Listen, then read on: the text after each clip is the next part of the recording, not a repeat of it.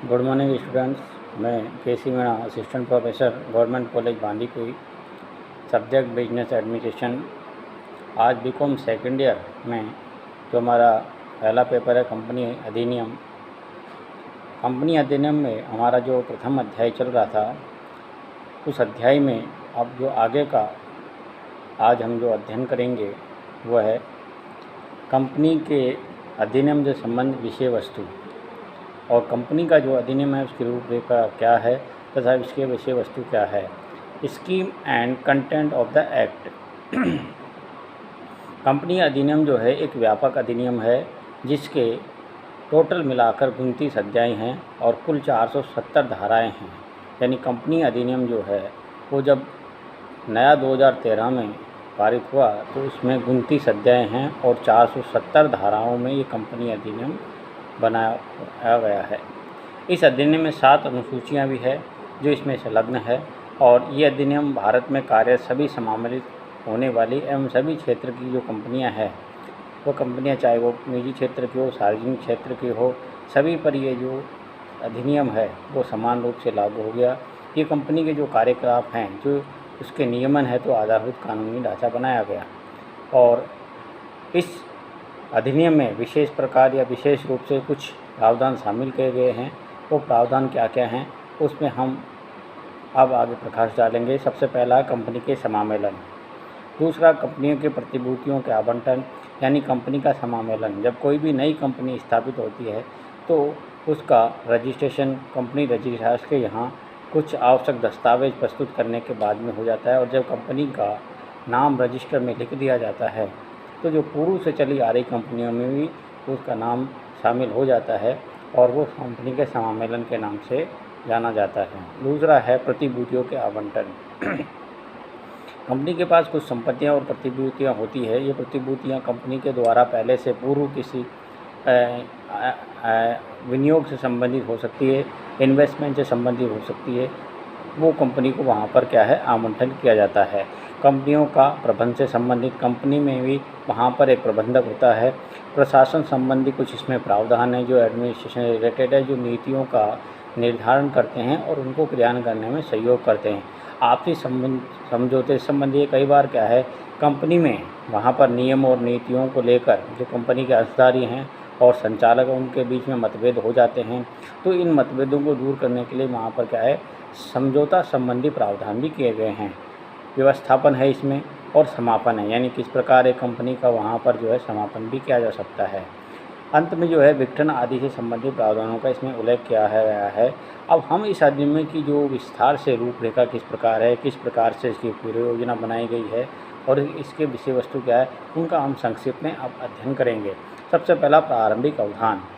जो प्रावधान है, प्रारंभिक प्रावधान जो किए गए हैं, प्रीलिमिक जो अमिटमेंट हैं या जो इसमें प्रावधान हैं, वो प्रावधान क्या क्या हैं। सबसे पहला जिसमें क्या है, इस अधिनियम के अध्याय 1 में कंपनी अधिनियम 2013 से संबंधित कुछ प्रावधान किए गए हैं।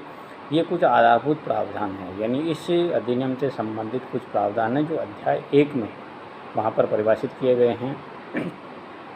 और इसके कंपनी का क्षेत्राधिकार क्या रहेगा और इसकी प्रभावशीलता क्या है, इस संबंधी प्रावधान अध्याय 1 में किए गए हैं। यानी जो अधिनियम ये सन 2013 में पारित किया गया, उसमें जो पहला अध्याय शामिल किया गया, उस पहले अध्याय में इन्होंने जो है कंपनी अधिनियम की रूपरेखा, इसकी विषय वस्तु के साथ साथ कंपनी का क्षेत्राधिकार क्या है, किन कंपनियों पर ये लागू होगा, कौन कौन सी कंपनियां वहां पर इस अधिनियम के अंतर्गत आएगी, इसकी प्रभावशीलता कहां तक है, इन सब बातों का इसमें वहां पर जो है उल्लेख किया गया है। दूसरा, समामेलन से संबंधित प्रावधान। जब कोई नई कंपनी स्थापित की जाती है, उसका रजिस्ट्रेशन होता है, तो वह किस प्रकार समामेलित होगी, किस प्रकार वहाँ पर समामेलन होने के लिए उसको क्या क्या आवश्यक दस्तावेज कंपनी रजिस्ट्रार के यहाँ प्रस्तुत करने होंगे। इसके साथ ही जो व्यवसाय है, जब कंपनी का रजिस्ट्रेशन हो जाता है, समामेलन हो जाता है, तो कंपनी व्यवसाय प्रारंभ करना स्टार्ट कर सकती है, यानी वह व्यवसाय प्रारंभ कर सकती है। उसके लिए भी कुछ आवश्यक वहाँ पर जो बातें हैं वो भी इस कंपनी का जो प्रावधान है उसमें सम्मिलित किया गया है। तीसरा जो है प्रतिभूतियों के आवंटन, निक्षेपों के संबंध में कुछ प्रावधान किए गए हैं। यानी कंपनी की कुछ प्रतिभूतियाँ होती है जो कंपनी में भविष्य में कोई आने वाली जोखिमों को वहन करने के लिए और अनावश्यक कई बार खर्चे आ जाते हैं कंपनी के, उनको वहन करने के लिए कंपनी कई बार क्या है कि कुछ प्रतिभूतियों में विनियोग करके रखती है, और वो किस प्रकार से होगा, उनका अलॉटमेंट किस तरह होगा, वो उनसे संबंधित प्रावधान इसमें किए गए हैं। जैसे अध्याय 3 से 4 तक में पूंजी प्राप्त करने एवं अंशों के प्रकार के बारे में कहा गया है कि कंपनी जो है किस प्रकार के अंश, वहाँ पर 2 तरह के अंश होते हैं, सबने नाम सुना हुआ है, पढ़ा भी होगा। एक तो आपके समता अंश है और एक आपके इक्विटी जिसको आप कह सकते हो। ये जो शेयर हैं 2 प्रकार के ही हैं, और इन दोनों शेयरों को वहाँ पर कंपनी में वहाँ पर समान मात्रा में कंपनी की जो पूंजी नहीं होती है और कम मात्रा में होती है, तो उनको वहाँ पर जो आम जनता है या जो सदस्य हैं, जो कंपनी के सदस्य बनना चाहते हैं, उनको छोटे छोटे टुकड़ों में जो अंश पूंजी है वो अंश जारी करके उनसे वो पूंजी कंपनी में विनियोग करवा ली जाती है। और इसके अंतर्गत जो पूर्वाधिकारी अंश है वो समता अंश है, यानी 2 प्रकार के जो अंश है, एक तो प्रेफरेंस शेयर और इक्विटी शेयर है। तो ज़्यादातर तो समता अंश ही वहाँ पर कंपनी जो है निर्गमित करती है, पूर्वाधिकारी अंश तो कम ही अंश करती है, यानी उनको निर्गमित कम ही होता है। लेकिन दोनों प्रकार के जो अंश वहाँ पर निर्गमित किए जाते हैं, तो उनका उद्देश्य यही होता है कि कंपनी को अतिरिक्त मात्रा में वहाँ पर धन चाहिए, और कंपनी फिर क्या है कि शेयर जारी करके छोटे छोटे टुकड़ों में वहाँ पर जो कंपनी के सदस्य बनते हैं, जो अंशधारी होते हैं, वो कंपनी में विनियोग करते हैं और कंपनी के पास अतिरिक्त पूंजी आ जाती है और कंपनी वहाँ पर अपना व्यवसाय प्रारंभ कर देती है। जब कंपनी को लाभांश मिलेगा तो वह जो भी कंपनी के अंशधारी हैं उन सबको वो क्या है कि उनके अनुपात में, पूंजी के अनुपात में, या जब उन्होंने अंश अलॉट किए थे उस समय जो भी शर्तें निर्धारित हुई थी उसके अनुसार वहाँ पर वो लोग उनको लाभांश वितरित कर देते हैं। तो इसमें अंश पूंजी और अंश पूंजी के साथ साथ में क्या है, अंशों के प्रकार हो गए। ऋण पत्र भी कंपनी जारी करती है, जब कंपनी को अतिरिक्त मात्रा में वहाँ पर ऋण लेना होता है तो कंपनी वहाँ पर ऋण पत्र जारी करती है। और इसके साथ सार्वजनिक निक्षेप के स्वीकरण, प्रतिग्रहण, प्रभारों के पंजीयन आदि से संबंधित प्रावधान है। यानी सार्वजनिक निक्षेप, कई बार जो कंपनियां होती है वो सार्वजनिक जमाएँ भी करती है, उनका स्वीकार किस प्रकार किया जाएगा, उनका प्रतिहरण किस प्रकार किया जाएगा, इनसे संबंधित सभी प्रावधान इसमें किए गए हैं। अध्याय 3 में प्रतिभूतियों के सार्वजनिक निर्गमन एवं निजी आधार पर प्रस्तुतिकरण है। अध्याय 4 में 2 प्रकार के अंश हैं, एक तो आपका समता अंश है, दूसरा आपका पूर्वाधिकारी अंश है। इन अंशों के जो धारक हैं उन धारकों के अधिकार से संबंधित प्रावधान किए गए हैं। जो आपका 5वां अध्याय में सार्वजनिक निक्षेपों के स्वीकरण एवं प्रतिहरण के संबंधी प्रावधान किए गए हैं। 6ठा जो आपका अध्याय रहेगा उसमें ऋण पत्रधारियों तथा लेनदारों के जो संपत्तियां हैं उन प्रकार किस प्रकार प्रभाव लगाया जाएगा, और वो प्रभार जो है वो भी अब संपत्तियों पर, ऋण पत्रधारियों और कंपनी के जो संपत्तिधारी हैं, जो लेनदार हैं, उनके ऊपर जो प्रभार लगाया जाएगा, उन प्रभारों पर किस प्रकार से वो प्रभार जो है कलेक्शन किया जाएगा, इससे संबंधी इसमें प्रावधान किए गए हैं। अब इसके बाद में जो आपका है आंतरिक प्रशासन, प्रबंधन एवं लाभांश संबंधी प्रावधान।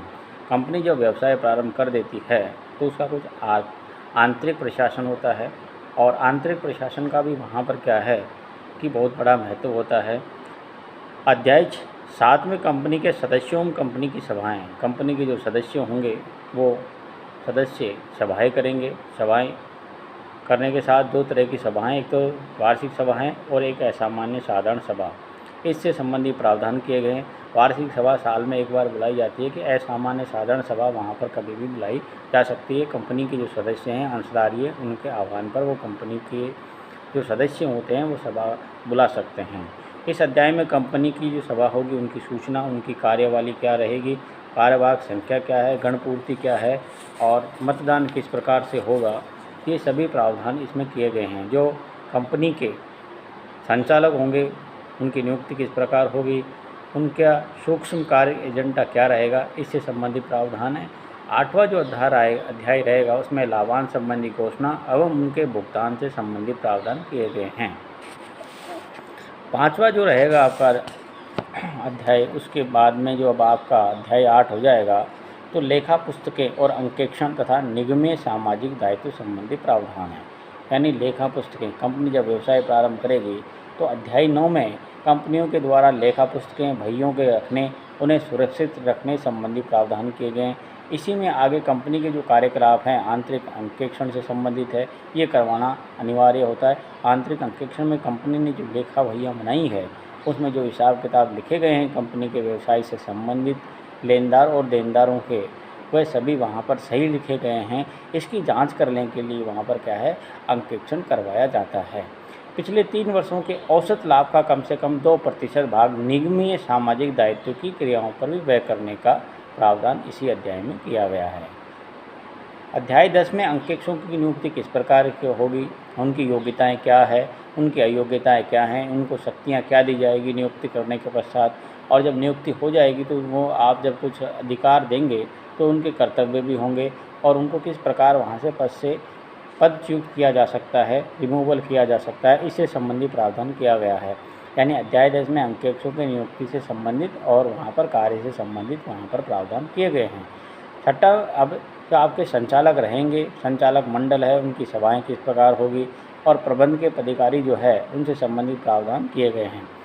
अध्याय 11 में कंपनी के जो संचालक हैं उनकी नियुक्ति किस प्रकार होगी, उनकी योग्यताएं क्या हैं, उनको अयोग्यता क्या है, किस प्रकार उनके पदों से हटाया जा सकता है और किस प्रकार उनको पुनः लगाया जा सकता है, उनके अधिकार क्या हैं, उनकी शक्तियाँ क्या है, वो सारा उल्लेख आपके अध्याय 11 में किया गया है। अध्याय 12 में आपके संचालन मंडल के जो अधिकार हैं, जो शक्तियाँ हैं, जो उन पर प्रतिबंध है और उनकी समितियाँ किस प्रकार गठित की जाएगी, उनकी सभाएँ क्या है, इससे संबंधित प्रावधान किए गए हैं। अध्याय जो 12 रहेगा आपका, उसमें इन सभी चीज़ों का प्रावधान है। 13 अध्याय में जो है कंपनी के जो प्रबंधक हैं उन प्रबंधकीय अधिकारियों की किस प्रकार नियुक्ति होगी, और प्रबंधन संचालक किस प्रकार काम करेगा, कंपनी के सचिव क्या हैं, उनके वित्तीय अधिकार क्या हैं, उनकी नियुक्ति किस प्रकार होगी, पारिश्रमिक क्या दिया जाएगा, इससे संबंधी वहाँ प्रावधान किए गए हैं। अगला जो रहेगा वो आपका निरीक्षण है, जांच पड़ताल है, अन्वेषण, इनसे संबंधित प्रावधान है। अध्याय जो आपका 14 रहेगा उसमें कंपनी के जो कार्यकलाप हैं, जो व्यवसाय किया जा रहा है, उसमें स्वामित्व का निरीक्षण है, जांच पड़ताल है, अन्वेषण से संबंधित प्रावधान इसमें किए गए हैं। और इसी में आगे कंपनी में अगर कोई गंभीर कपट करता है, गबन करता है तो उसकी जांच होगी और उन जांच करते समय उनके कर्तव्य क्या है, उनकी ड्यूटियाँ क्या है, इससे संबंधित प्रावधान है। समझौते, व्यवस्थापन और एकीकरण, इससे संबंधित प्रावधान आपके अध्याय 15 में किया गया है। कंपनियों में अन्याय एवं कुप्रबंध का नियंत्रण करने के लिए भी प्रावधान किए गए हैं। ये आपके अध्याय 16 में किया गया है। जब आप अध्ययन करेंगे विस्तार से आपका इस विषय का, तो ये सारे विषय जो चैप्टर हैं वो धीरे धीरे आपके सामने आएंगे और बड़े आसानी से आप इसको समझ लेंगे। हम पूरी कोशिश करेंगे कि आपको कंपनी अधिनियम बड़ी सरल और अच्छी भाषा में समझ में आए। कंपनी में कई बार क्या है, अन्याय भी होता है, कुप्रबंध भी हो जाता है, क्योंकि कंपनी में जो सदस्य होते हैं वो अंशधारियों का जो लाभांश होता है वो उनको समय पर नहीं चुकाते हैं, उसमें गबन कर जाते हैं, झूठे चिट्ठे बना लेते हैं कंपनी के, और जो अंकेक्षण होते हैं उनमें वहाँ फ्रॉड कर लेते हैं। तो इन सब से बचने के लिए वहाँ पर क्या है, कंपनी का अंकेक्षण होता है और अंकेक्षण के बाद में जो अन्याय और कुप्रबंध है इनको रोकने के लिए अधिकरणों की शक्तियाँ बनाई जाती है। अधिकरणों के अंतर्गत वहाँ पर क्या है, इसमें प्रावधान है। कंपनियों के समापन संबंधी प्रावधान अध्याय 20 में है। इसमें किस प्रकार कंपनी का समापन होगा, उनका विघटन किस प्रकार से किया जा सकता है, उनकी विधियां क्या हैं समापन की, उसकी प्रक्रिया क्या है, और आगे जो निस्तारक हैं, जो लिक्विडेटर हैं, जो कंपनी में वहाँ पर समापन के समय नियुक्त किया जाता है, उनकी शक्तियाँ क्या है, उनकी नियुक्तियाँ किस प्रकार होगी, उनके कर्तव्य क्या है, परामर्श क्या है, उनकी समिति का गठन किस प्रकार होगा, वह अंशदाताओं के अधिकारों एवं कर्तव्यों का भी इसमें उल्लेख किया गया है। कंपनी के विधान के प्रशासन संबंधी प्रावधान अगला जो रहेगा, जो आपका 27वां अध्याय है, उसमें कंपनी के प्रावधान है प्रभावकारी प्रवर्तन एवं प्रशासन को सुनिश्चित करने से संबंधित। इस अध्याय में राष्ट्रीय कंपनी विधान अधिकरण NCLT तथा राष्ट्रीय कंपनी विधान अपील अधिकरण के गठन का भी प्रावधान किया गया है। दोनों ही जो अधिकरण हैं उनमें अध्यक्ष तथा सदस्यों की योग्यता है क्या है, कार्यकाल क्या रहेगा, उसका उल्लेख है। इसमें अधिकरण के पीठों, उनकी शक्तियों का उल्लेख भी किया गया है। अन्य कुछ प्रावधान और किए गए हैं जिसमें कंपनी का जो कार्यालय रहेगा, जो उसका पंजीकरण मूल्यांकनकर्ता जो है कंपनी के वैल्यूलर्स, उनसे संबंधित प्रावधान अध्याय 17 में है। कंपनी के रजिस्टर में कंपनियों का नाम हटाने संबंधी प्रावधान है और रुग्ण कंपनी को पुनर्जीवित पुनः स्थापित करने संबंधी प्रावधान है। कंपनी की जो रुग्ण इकाइयाँ हैं, कई बार क्या है वो व्यापार करते करते अचानक उसमें कुछ ऐसी जोखिम या ऐसी परिस्थिति आ जाती है जिससे कंपनी को अब चलाना संभव नहीं है। कंपनी धीरे धीरे क्या लगातार घाटे में चली जाती है। तो वो परिस्थिति कंपनी की रुग्ण परिस्थिति में आ जाती है। और आगे कंपनी के मुद्रा से संबंधित कार्यालय हैं, पंजीकरण के संबंधित सूचनाएँ हैं, कंपनी की जो अपीलें हैं वगैरह है, इससे संबंधित प्रावधान है। अनुसूचियाँ जो कंपनी की है वो अनुसूचियाँ 7 हैं। 1 से 9 में सारणी या टेबल दी गई है, जिसमें ए से जेड तक का नाम दिया गया है। सारणी ए से ए में विभिन्न प्रकार की कंपनियों के लिए सीमा नियम का प्रारूप दिया गया है। सारणी एफ में अंशों द्वारा सीमित कंपनी के लिए अंतर नियमों का प्रारूप है। सारणी जी में बिना अंश पूंजी वाली गारंटी द्वारा सीमित कंपनियां है, तथा सारणी एच में अंश पूंजी वाली गारंटी द्वारा सीमित कंपनी है। और साथ में क्या है, जो सारणी आई है उसमें अंश पूंजी वाली असीमित दायित्व वाली कंपनी के बारे में दिया गया है। सारणी जे में बिना अंश पूंजी वाली सीमित दायित्व वाली कंपनी के बारे में वहाँ पर अंतर नियमों का प्रारूप दिया गया है। जो अनुसूची सेकंड है उसमें संपत्तियों के ह्रास के उद्देश्य, उनके जीवन उपयोगी काल, यानी जो संपत्तियाँ हैं वो धीरे धीरे डिप्रेशन लगता है और एक समय आता है जब वो क्या है उपयोगी नहीं रहती, तो उसका जीवन काल क्या है वो धीरे धीरे उसके बारे में भी इसमें प्रावधान है। अनुसूची थर्ड में कंपनियों की बैलेंस शीट क्या है, लाभ हानि के विवरण बनाने के संबंध में प्रावधान किए गए हैं। पुनर्मूल्यांकन किया जाएगा संपत्तियों का भी, अपलिखित ह्रास, डेप्रिसिएशन, प्रतिलेखन, सम्मिश्रण आदि से सर्जित कुछ वहाँ पर क्या है इसमें प्रावधान है। संचयों से संबंधित वहाँ पर भी प्रावधान किए गए हैं। और हम फिर अगले अध्याय में इसके बारे में और अध्ययन करेंगे। धन्यवाद।